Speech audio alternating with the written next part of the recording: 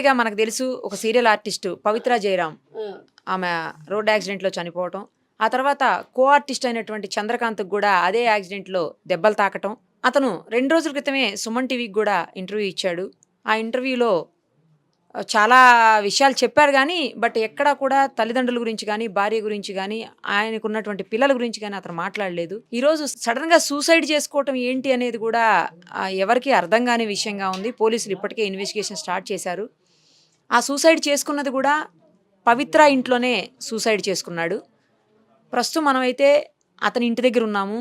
వాళ్ళ అమ్మ, వాళ్ళ భార్య, వాళ్ళ నాన్నగారు అందరూ ఇక్కడే ఉన్నారు. వాళ్ళ పిల్లలు. ఒకసారి ఆ తల్లితో మాట్లాడదాము. వాళ్ళ ఆవేదన చూస్తుంటే గుండె తరుక్కుపోతోంది. అసలు గుండెలు అవిసేలా ఏడుస్తా ఉన్నారు తల్లి, భార్య ఇద్దరూ కూడాను. ఎవరు ఆపేటువంటి పరిస్థితి లేదు. ఎందుకు ఇలాంటి పరిస్థితి? అసలు గత కొన్నేళ్లుగా అతను భార్యతో కూడా ఉండట్లేదు అని చెప్తున్నారు. ఇక్కడికి వచ్చిన తర్వాత తెలిసింది నాకు. అసలు ఏం జరిగింది అడుగుదాము. అమ్మా, ఎందుకు ఇట్లాంటి పని చేశాడు చంద్రకాంత్? పవిత్ర చేసింది. పవిత్ర దాన్ని అని ఉంచుకున్నది. వాడు పెళ్లి చేసుకుంది. 5 ఏళ్ల నుంచి నా కోడల దగ్గరికి రానియలేదు, మాట్లాడనియలేదు, పిల్లలతోనే మాట్లాడనియలేదు, తల్లితోనే తాకట్టులో ఉన్న బంగారాన్ని విడిపించి ఆ రోజు ఆన్లైన్ రేటుకే మేము కొంటాం. శర్మ గోల్డ్ కంపెనీ చేసిండు. 5 సంవత్సరాల నుంచి నా పిల్లలతో కలవనియలేదు. కొడుకు నాగం చేస్తున్నవే, పిల్లలు ఉన్నారే అంటే నా ఓడంటే నీ ఓడు ఎట్లయితాడే? నేను నలుగుట్ల తెచ్చిన నా కోడల్ని, నా పిల్లలు చిన్నోళ్ళు ఉన్నారే, నువ్వు ఎట్లా పెళ్లి చేసుకుంటావని అడిగినా నేను. అంటే నేను చేసుకున్నా పెళ్ళి అని వీడు చెప్పిండు, అది చెప్పింది. ఏ గుడిలోనో చేసుకున్నా అంటే మేము ఇంకోరు చేస్తున్నామని చెప్పినాము. వాడు ఏది పట్టించుకోకుండా దాన్నే పెళ్ళాం అన్నాడు. పెళ్ళామని పెళ్ళంతో మాట్లాడలేదు. నాకు అదే సర్వస్వం, అదే పెళ్ళాం అన్నది. అది ఏం పెట్టిందో తెలియదు నా కొడుకుని. ఈ రోజు కానీ మాట్లాడారా అమ్మ మీరు? మాట్లాడలే. ఆడ యాక్సిడెంట్ అయ్యి వచ్చినాక కూడా మాట్లాడలేదు. దానికోసం నన్ను మాట్లాడలే నా కొడుకు. వచ్చిన తర్వాత కూడా మాట్లాడలేదు, చూడలేదు. చూస్తుంటే చూడనియలేడు, చూస్తుంటే ముట్టుకోనియలేడు, పట్టుకొని లేదా? ఓకే. పెళ్ళంతో మాట్లాడలేడు. మాట్లాడితే ఇప్పుడు మాట్లాడుతున్నాం, అది చచ్చిపోయినాక ఇప్పుడు అవసరమా అంటున్నాడు. దాన్ని చితంబ బాధ పెట్టిండు, కొట్టిండు, తిట్టిండు. ఎవరు? భార్యని వాట్ల కొట్టిండమ్మా. రాత్రంతా కూడా కొడుకు తాగొచ్చినా లొల్లి పెట్టినా బాధపడ్డమ్మా. ఇక మారతాడు అనుకున్నమ్మా. నా పిల్లలకు నా కొడుకు ఉంటాడు అనుకున్నమ్మా నేను. నా పిల్లలకు కొడుకు లేకుండా అయిపోయిండమ్మా. నా పిల్లలకు తండ్రి లేకుండా అయిండమ్మా. అసలేం మాట్లాడలేడు. రాత్రి లేనో ఫుల్ తాగొచ్చిండంట. ఫుల్ తాగొచ్చినాక ఈ చెయ్యి కొట్టుకుంటే రక్తం కారితే దోస్తు చూసిండంట. దోస్తులు ఇంట్లో వండబెట్టిర్రు, తాగిర్రని. పెడితే మళ్ళీ ఆడవేసి చూస్తే రాకుంటాడేమో మమ్మల్ని చూసి. పండుకొని ఏడనో ప్రశాంతంగా రెస్ట్ ఉంటుందని పండుకోమని చెప్పి వచ్చినామమ్మ. ఆ దోస్తే ఇంత తినబెట్టిండంటమ్మా. తినబెట్టినాక పండుకుండేమని పొద్దు నుంచి ఫోన్లు చేస్తున్నాం. పెళ్ళాం దగ్గరికి పోలే, ఏం పోలే. నా దగ్గర రాలేడు. ఏం రాకుంటాయో రాకపోయాని చెల్లె ఫోన్ చేస్తుంది, పెళ్ళాం ఫోన్ చేస్తుంది, ఫోనే ఎత్తుతలేడు. ఎల్ఐసి కోసం చచ్చిపోతే పైసలు వస్తాయంట కదా, దానికోసం పోతున్నాను ఎవరికో చెప్పిండంట దోస్తుకు. దానికోసం చెప్తే ఇంకా వస్తలేడు కొడుకు. నాశ తినలే, ఏం తినలేడు అనుకున్నామ్మా నేను. నాకు 2 కొడుకులు, 1 బిడ్డ అమ్మా. అయితే మాత్రం ఫోన్లు చేస్తా ఉన్నాం. 12 గంటల నుంచి ఫోన్లు చేస్తుంటే ఫోన్ ఎత్తుతలేడు. దోస్తులే కదా ఈ రోజు 12 గంటల నుంచి ఫోన్లు చేస్తా ఉంటే ఎత్తుతలేడు. అడా దోస్తులకు అందరు చేస్తేనే ఉంది, పెళ్ళాము ఎత్తుతలేడు. ఎత్తకుంటే మళ్ళీ యాదికొచ్చి అడగిట పోయి వండుకున్నాడో ఏమని యాదికొచ్చి ఇందాక 5 గంటలకు పోయిర్రు. 5:30కి 2 పిల్లల్ని పంపించినాము. పంపిస్తాడ పోయినాక వాళ్ళు చక్కగా చెప్పలేరు. వాళ్ళకి అయిపోయి తిన్నారో ఏం తిన్నారో. తర్వాత వాళ్ళ కొట్టిర్రంట. కాళ్ళకు బట్ట కట్టుకుండంట, మెడ చుట్టుకుండంట. ఫ్యాన్కి వేసుకుండో దేనికి వేసుకుండో తెలియదు నాకు. సూసైడ్ చేసుకున్నాడని మా ఆయనకి ఎవరు చెప్పంగా మా ఆయన ఏంటిండు అమ్మా నీకు ఊరు పెట్టుకున్నంత అవసరం ఏమొచ్చింది దాని పిల్లలు 20 ఏళ్ళు ఉన్నారు ఆ పిల్లలు 5 ఏళ్ళ పిల్లలు ఆ పిల్లలు 6 ఏడేళ్ళ పిల్లలు నీ వయసు ఏం పోయింది బిడ్డ నీ వయసు ఏం పోయింది పిల్లం లేకనా పిల్లలు లేకనా తల్లి లేకనా అమ్మా అదొక్కది మా సంసారం అంతా ఖరాబ్ చేసిందమ్మా దాన్ని రానియకపోతుండే ఆడికే రమ్మని పిలుచుకుంటుండే పిల్లలతో మాట్లాడనియకపోతుండే అది వచ్చి ముట్టుకుంటే పిల్లలు కూడా రాకపోదురమ్మా అదే పెద్దమ్మ అని చెప్తుండమ్మా మేము నమ్మలేదమ్మా వద్దు బిడ్డ దాన్ని వదిలేసుకో బిడ్డ అని చెప్పినాము దాని అమ్మగారింటికి తోలుకపోయింది 4 రోజులు రానని చెప్పి పోయిండమ్మా 4 రోజులు రానని చెప్పి పోతే వచ్చేనాడే యాక్సిడెంట్ అయ్యిందమ్మా వాళ్ళకు 1 గంటకు ఫోన్ చేసిండమ్మా 1 గంటకు ఫోన్ చేస్తే తాగి ఫోన్ చేస్తాడు అనుకున్నామమ్మా మేము రాత్రి పూట 1 గంట అయిపోయినాక నా కాళ్ళు వేసలేదే నా కాళ్ళు వేసలేవు కార్ యాక్సిడెంట్ అయింది అన్నాడమ్మా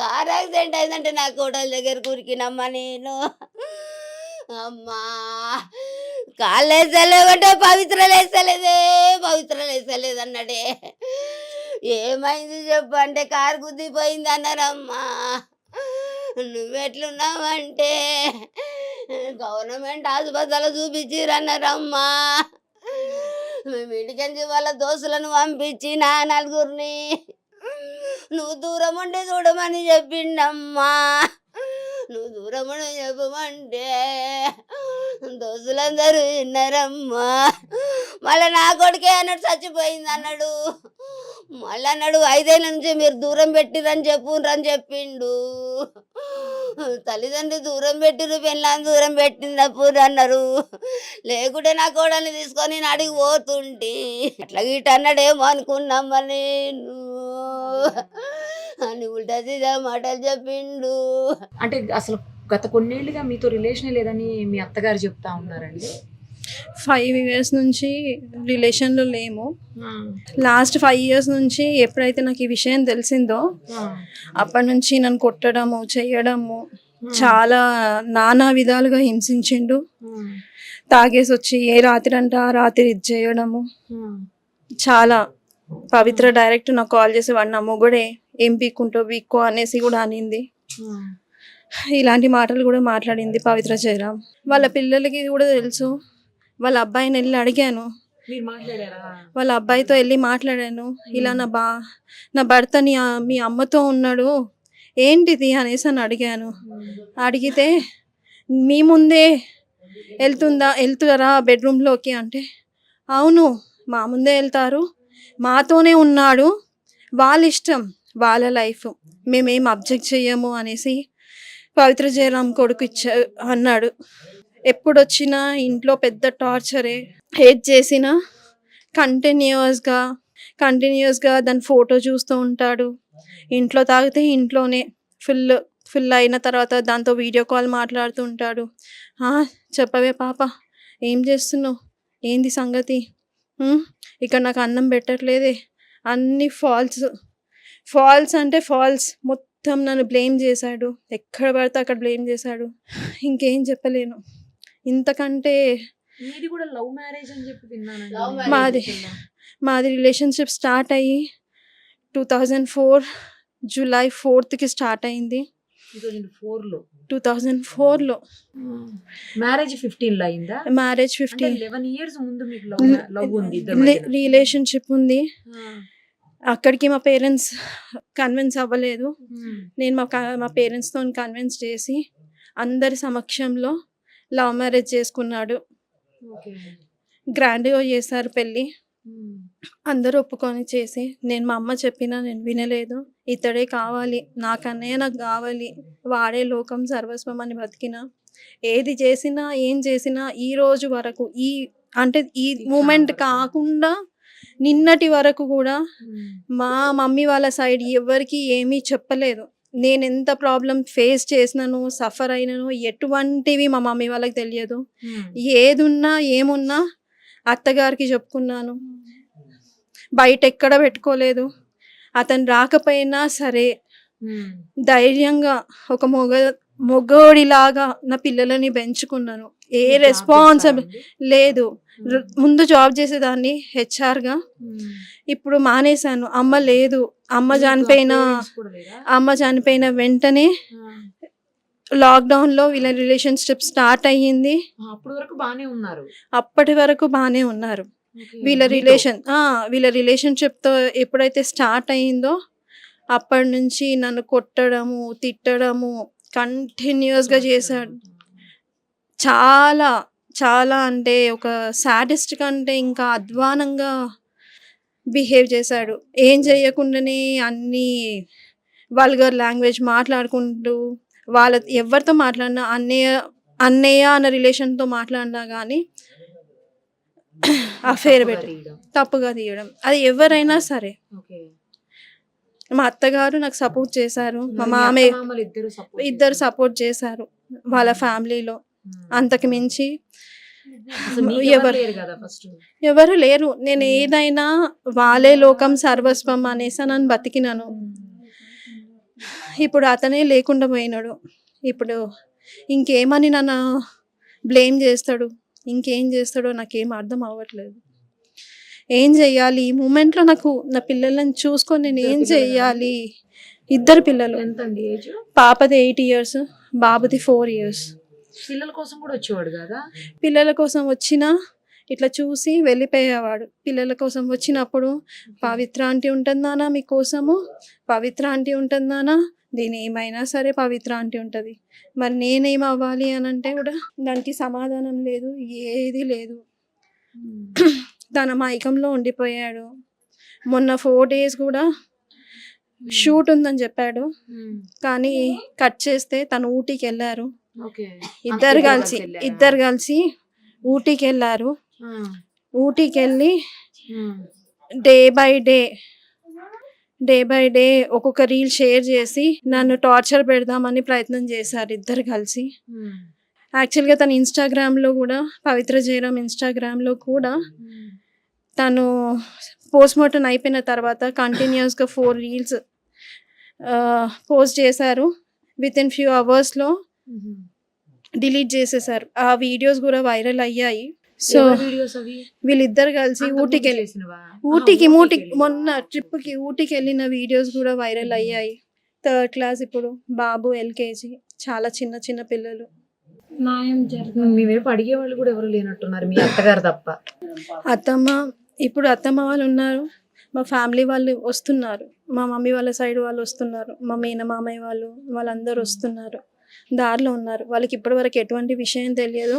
ఈ సూసైడ్ తోనే అన్ని బయటికి వస్తున్నాయి. అసలు ఇప్పటి వరకు మీరు వైఫ్ ఉన్నారు, పిల్లలు ఉన్నారని కూడా ఎవరికి తెలియదు. అతను చెప్పనీయలేదు. సోషల్ మీడియాలో నేను అతన్ని ట్యాగ్ చేసి ఏమైనా వీడియోస్ పెట్టినా సరే అవి ఇమీడియట్గా డిలీట్ చేసేస్తారు. నన్ను బ్లాక్ చేసేసాడు. ఇన్స్టాగ్రామ్లో కానీ, ఫేస్బుక్లో కానీ, ఏ ఛానల్లో అయినా బ్లాక్ చేసేసాడు. ఇనీషియల్గా తెలిసిన వెంటనే నేను మహిళా మండలిలో కంప్లైంట్ ఇచ్చాను. అక్కడ ఇచ్చిన తర్వాత కూడా అక్కడ కౌన్సిలర్ ముందు చెప్పాడు, అదే నా లైఫ్ అని. అంటే పవిత్ర అనే లైఫ్ అంటే అక్కడ అన్నారు కూడా, మా అమ్మ వీడు చేంజ్ కాడు, వదిలేసేయి, సెటిల్ చేసుకొని వదిలేసేయి అని అన్నాడు. అయినా నేను వినలేదు, ఎందుకంటే నాకు పిల్లలకి తండ్రి కావాలి. ఈరోజు నేను మా మమ్మీ లేక నేను చాలా పెయిన్ అవుతున్నాను. ఆ సఫర్ నా పిల్లలు అవ్వద్దు అని ఆలోచించాను. కానీ తండ్రి కావాలి. నిన్న కూడా అందరిలో కూర్చోబెట్టి మాట్లాడాం. ఏమని అంటే ఇలా suicide Pavi wait for 2 days అని పెట్టాడు ఇన్స్టాగ్రామ్లో. ఏంటి Pavitra wait for 2 days I'm coming అన్నట్టు పెట్టాడు పోస్ట్. అదే విషయము 10 మందిలో కూర్చోబెట్టి మాట్లాడాను. మాట్లాడితే నేను అంత పిరికివాడిని కాదు, నేను చూసుకుంటాను, నాకు కొంచెం టైం పడుతుంది సెటిల్ అవ్వడానికి అనేసి అని అన్నాడు. కానీ అన్యాయం చేశాడు. రిలేషన్షిప్లో ఎంత బాగుండేవాడు అంటే అంత బాగుండేవాడు. నేనే లోకం సర్వస్వం అని ఉండేవాడు. ఎప్పుడైతే ఈ పవిత్ర ఎంటర్ అయ్యిందో అప్పటి నుంచి నాకు టార్చర్ ఫిజికల్గా, ఇద్దరు బాగానే ఉన్నారు అయితే. ఇద్దరం బాగున్నాము. అప్పటి నుంచి ఫిజికల్గా, మెంటల్గా చాలా హరాస్ చేశాడు. చాలా విధాలుగా హరాస్ చేశాడు. అసలు ఒక 2-3 months వరకు ఇంటికి రాకుండా, పిల్లలని చూసుకోకుండా కూడా ఉన్న రోజులు ఉన్నాయి. ఇంకా మీ వైపు ఎవరు లేరు కూడా కదా అడగడానికి కూడా. ఇన్ని రోజులుగా అసలు మీరు చెప్పలేదు అంటున్నారు. నేను చెప్పలేదు. యాక్చువల్గా చెప్పాలంటే పెద్దగా చేసుకుంటే ఎందుకు, పాప సెటిల్ అవుతుంది, అమ్మ లేదు, అమ్మ సపోర్ట్ లేనందుకు పాపకి ఫ్యూచర్లో ఏమైనా కావాలి, ఒకేషన్స్ ఏమైనా చేయాలన్నా, ఫంక్షన్స్ కావాలన్నా మా వాళ్ళు రావాలి అంటే నేను ఇష్యూ చేయకుండా ఉంటేనే వాళ్ళు వస్తారు, చూస్తారు. అందుకనే అదొక్క విషయానికి ఓపిక పట్టాను. ఎందుకంటే ఒక ఆడపిల్ల ఉంది నాకు. ఇద్దరు అబ్బాయిలు ఉండుంటే అది డిఫరెంట్ ఉండేదేమో, కానీ ఒక ఆడపిల్ల ఉంది. నేను ఫ్యూచర్ ఖరాబ్ చేయొద్దు కాబట్టి, పాడు చేయొద్దు కాబట్టి ఇలా ఆలోచించాను. నిన్న మాట్లాడారండి లాస్ట్? లేదు, నేను మాట్లాడలేదు.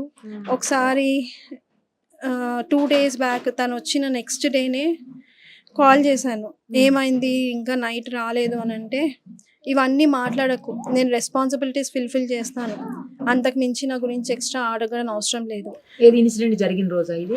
ఇన్సిడెంట్ తర్వాత 2 daysకి మార్నింగ్ నైట్ అంతా ఇంటికి రాలేదు అని అంటే అడిగితే ఆ మాట అన్నాడు. కానీ యాక్చువల్గా ఆమె హార్ట్ స్ట్రోక్ వచ్చి చనిపోయింది అని చెప్తున్నారు. తెలియదండి. యాక్చువల్గా చెప్పాలంటే నాకు తెలిసి డ్రైవర్ ఉన్నాడో లేడో తెలియదు. టు బీ ఫ్రాంక్, డ్రైవర్ ఉండుంటే ఈ పాటికి ఓపెన్ అప్ అయ్యేది, డ్రైవర్ వచ్చేవాడు సీన్లోకి. డ్రైవర్ అయితే లేడు అని నా వే ఆఫ్ ఆలోచన. ఎందుకంటే తనకి రిబ్స్ ఇదయ్యాయి అన్నది తెలిసిన ఇన్ఫర్మేషన్, రిబ్స్ ఫ్రాక్చర్ అయ్యాయి అన్నది ఇన్ఫర్మేషన్ పవిత్రకి. ఎందుకంటే నాకు 12:40 కాల్ చేశాడు. ఎప్పుడు ఇలానే తాగేసి కాల్ చేస్తాడు అనేసి నేను లైట్ తీసుకున్నాను, సైలెంట్ పెట్టి. యాక్చువల్గా ముందు రోజు మా అత్తయ్యకి బ్యాక్ పెయిన్ అయ్యింది, తనకి యూరిన్ ఇన్ఫెక్షన్, కిడ్నీలో వాటర్ స్టోర్ అయ్యింది అనేసి midnight 11:40కేమో విజయ హెల్త్ కేర్కి వెళ్ళాము. వెళ్తే అక్కడ తనకి ట్రీట్మెంట్ చేయించుకొని డ్రిప్స్ ఎక్కించుకొని రిటర్న్ అయ్యాము. ఆ రోజు నైట్ మొత్తం తనకి అంటే మాకు స్లీపే లేదు. నెక్స్ట్ డే పడుకున్నాను. పడుకున్న తర్వాత అత్తయ్య వాళ్ళు 1:10, 1:15 అలా వచ్చారు. అంతలోపు వాళ్ళ నాన్నకు కాల్ చేశాడంట. వస్తే సరే ఆగతయ్య, నేను కనుక్కుంటాను, మీరు వెయిట్ చేయండి అనేసి కాల్ చేస్తే పవి లేస్తలేదు. సరే ఒక్క నిమిషం ఆగు, నీకేమయ్యింది ఫస్ట్ అది మేజర్గా చెప్పు అనేసి అని అడిగాను. అంటే నాకు కాళ్ళకి చేతులకు దెబ్బలు తాకాయి కానీ పవి లేస్తలేదు అనేసి అని అంటే, వెయిట్ చెయ్యి, వేరే హాస్పిటల్కి తీసుకోవడానికి ట్రై చెయ్యి అనేసి చెప్పాను. అంటే కాల్ కట్ చేశాడు. మళ్ళీ కొంచెం సేపటికి కొద్దిసేపటికి మళ్ళీ కాల్ చేసి తను చనిపోయింది అనేసి ఏడుస్తున్నాడు. ఇంకా దానికి నేనేం చేయలేను. సో ఇది ఇన్సిడెంట్ జరిగింది. ఈ రోజు పొద్దున్న మీ అత్తయ్య చెప్తున్నారు మార్నింగ్ నుంచి ట్రై చేస్తే దొరకలేదు. యాక్చువల్గా నేను 12 నుంచి మేము ట్రై చేస్తున్నాము. 2 o'clock పవిత్ర ఫ్లాట్కి వెళ్ళాల్సి ఉండింది. వాళ్ళ ఫ్రెండ్ సాయి అనేసి ఉన్నాడు, అతని దగ్గరికి. అంటే నైట్ వెళ్ళి పవిత్ర దగ్గర నుంచి లగేజ్ మొత్తం తీసుకొచ్చి నా దగ్గర పెట్టాడు అనమాట. ఇంట్లో పెట్టాడు అతని డ్రెస్సెస్, లగేజ్ మొత్తము పెడితే నేనేం చేశాను, నాకు డౌట్ వచ్చి 2 o'clockకి నేను వెళ్దాము అని ఫిక్స్ అయ్యాను. వెళ్తే నాకు రూట్ తెలియదు అక్క, నైట్ తీసుకెళ్ళాడు గల్లీలు తిప్పుకుంటూ అనేసి అని అన్నాను. ఇంకొక ఫ్రెండ్ని ఒక ఇన్ఫార్మర్ని పెట్టాడు ఇక్కడ నా కోసం. అంటే నేను మా ఇంటికి ఎవరు వస్తున్నారు, ఎవరు వెళ్తున్నారు, నా పిల్లలు ఏం చేస్తున్నారు, ఇక్కడ నుంచి ఇన్ఫర్మేషన్ ఇచ్చే అతన్ని అక్కడ పెట్టేసి అతన్ని అడిగాను, ఉదయ్ అన్న కనిపిస్తలేడు, మరి ఫ్లాట్కి వెళ్దామా మణికొండ కంటే, అక్క మా ఇంట్లో ఫంక్షన్ ఉంది అయిపోయినాక కాల్ చేస్తాను అనేసి అని అన్నాడు. నేను కూడా కాల్ చేస్తాను అక్క అనేసి కాల్ చేశాడు. యాక్చువల్గా నేను ఆల్మోస్ట్ ఒక 20-30 మెంబర్స్ నుంచి కాల్ చేయించాను. ఒకరి ఫోన్ కాకపోతే ఇంకొకరి ఫోన్లో నుంచి అయినా లిఫ్ట్ చేయొచ్చేమో అనేసి రోడ్ల పంట తిరుగుతూ అటు ఇటు తిరుగుతూ చేయించాను. రెస్పాండ్ లేదు. సరేలే దాని ఫ్లాట్కి అయితే వెళ్తే తెలుస్తుంది ఏంటో సంగతి అని వేరే పిల్లలని ఇచ్చి పంపిస్తే అప్పటికి అయిపోయింది. అంటే మాకు తెలిసింది 6 గంటలకు అట్లా 6 o'clock 12 o'clock నుంచి 12:30 నుంచి కంటిన్యూస్గా తిరుగుతూనే ఉన్నాము. ఆ పిక్లో కూడా ఏదో చున్నీ కనిపిస్తుంది. ఏమో తెలియదండి, నేను చూడలేదు ఇప్పుడు వరకు చూడలేదు. నాతో మాట్లాడకు అనేసి అన్నాడు. పెళ్లి చేసుకునే ముందేమో నేనే నీకు లోకం సర్వస్వం అన్నీ నేను చూసుకుంటాను, నువ్వేం టెన్షన్ పడకు. నా ఫ్రెండ్స్ అడిగారు కూడా, చందు నువ్వు బాగా చూసుకోవాలి శిల్పని అని అంటే, ప్రామిస్ నేను అస్సలు ఆవిడని వదిలిపెట్టాను, శిల్పని అస్సలు వదిలిపెట్టాను అనేసి అని అన్నాడు. అట్లాంటిది వదిలిపెట్టేసి వెళ్ళిపోయాడు. ధైర్యంగా ఉండండి, ఎందుకంటే పిల్లల కోసం ఇంక ఇప్పుడు తండ్రి లేరు, కనీసం మీరు కూడా ఇలా డీలా పడిపోతే పిల్లలకి ఇబ్బంది అవుతుంది కదా. కొంచెం పిల్లల గురించి ఆలోచించుకుని ధైర్యంగా ఉండండి. మీ అత్తగారి వాళ్ళకు కూడా మీరే కదా ఇక ధైర్యం, పిల్లలకి మీ అత్తగారికి అందరికి. ఏం చెప్పాలో నాకు అర్థం అవుతలేదు ఈ సిచ్యువేషన్లో. వాళ్ళనే నమ్ముకొని బతికిన ఇన్ని రోజులు, ఎంత ఓపిక పట్టినానో, చాలా ఓపిక పట్టినా, కానీ నా ఓపికకి వాల్యూ లేకుండా చేశాడు. అంతే. ఇప్పటికైనా అబ్బాయి వస్తాడు, కలిసి కాపురం చేద్దాం అనుకుంది. నిన్న కూడా ఒకటే చెప్పాను, అందరినీ కూర్చోబెట్టి చెప్పాను, అయిపోయింది, నేను తన టాపిక్ తీయను, తను నాతో మాట్లాడకపోయినా పర్వాలేదు, పిల్లల కోసం తను ఉండాలి, టైం తీసుకున్నా పర్వాలేదు, ఎంత టైం తీసుకున్నా పర్వాలేదు, తీసుకొని నేనేం అనను, తన ముందుకి రాను అని క్లియర్గా అందరిలో చెప్పిపించాను. పిల్లల కోసము కావాలి, తండ్రి కావాలి అన్న ఆలోచనతోనే ఇన్ని డేస్ ఓపిక పట్టాను, సంవత్సరాలు ఓపిక పట్టాను. కానీ ఆ ఓపికకి కూడా అసలు అతన్ని ఎలా పోల్చాలా, ఏం పోల్చాలో నాకు అర్థం అవ్వట్లేదు. ఏదన్నా అంటే పవి పవి పవి, ముందేమో ఏదంటే కనయ అస్సలు నోట్ల నుంచి ఒక మాట, పడుకునే ముందు కూడా కన్నా ఏం చేస్తున్నావే, కన్నా వద్దా, ఆ మాట తప్పితే వేరే మాట ఉండకపోతుండే. తన హ్యాండ్ పైన కూడా ఒక టాటూ ఉంటది, మీరు గమనించినారో లేదు, కన్నయ్య అని రాసి ఉంటది.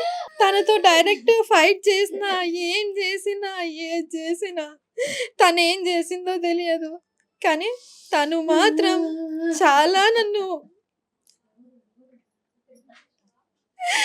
ఏ రోజు నా పిల్లలకి స్కూల్లో రిపోర్ట్స్ లో కానీ దేంట్లో తండ్రి స్థానంలో సైన్ పెట్టలేదు. కాకపోతే ఆ ప్రతీక్ష కాలేజ్ రిసిప్ట్ కి పేరెంట్ ప్లేస్ లో సైన్ పెట్టాడు. అంటే ఆమె ఎవరు? వాళ్ళ అమ్మాయికి తను ఉన్నాడంట, పవిత్ర కూతురికి కొడుకుకి ఉన్నాడంట, కానీ నా పిల్లలకి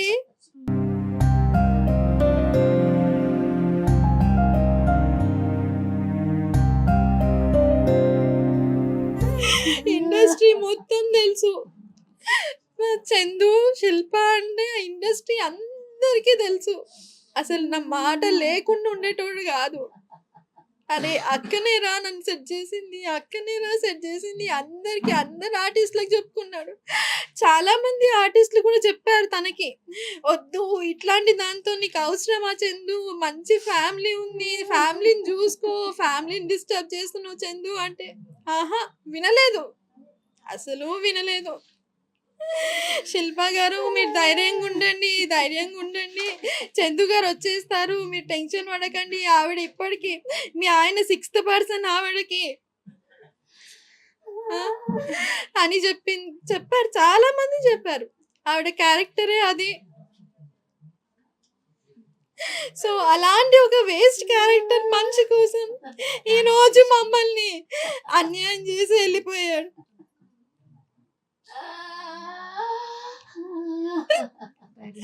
అసలు నా పేరు లేకుండా, అరే అక్క చేసిందా, కన్నా చెప్పు, ఇప్పుడే స్టార్ట్ అయినా, ఇక్కడున్నా, ఈ లొకేషన్ లో ఉన్నా, వచ్చేస్తున్నా, హార్డ్లీ ఇంకా 5 minutes లో ఉంటేనే ఇంట్లో వచ్చేస్తున్నా.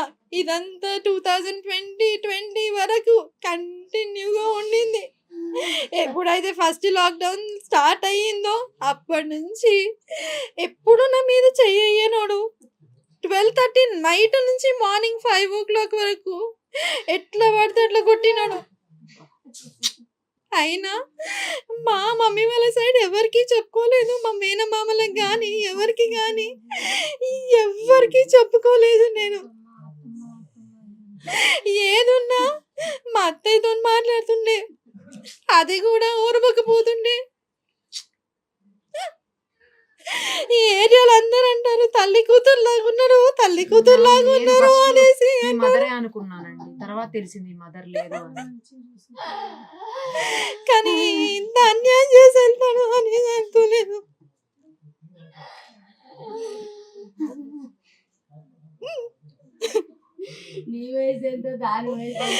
తను చాలా ఏజ్డ్ పర్సన్,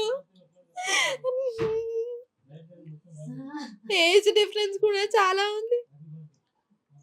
నాకు చెప్పడమే పవికి హార్ట్ లో హోల్స్ ఉన్నాయి, తనని జాగ్రత్తగా చూసుకోవాలి అది ఇది అనేసి అని అన్నాడు. కానీ నేను ఒక ఫ్రెండ్ లాగా మాట్లాడుతున్నాడేమో, ఫ్రెండ్ లాగా రీల్స్ చేస్తున్నాడేమో, ఇండస్ట్రీయే కదా మనకు తెలియంది ఏముంది అనేసి అని అనుకున్నాను. తర్వాత నన్ను చాలా టార్చర్ పెట్టాడు. అసలు నా దగ్గర ఉండని కూడా ఉండట్లేదు.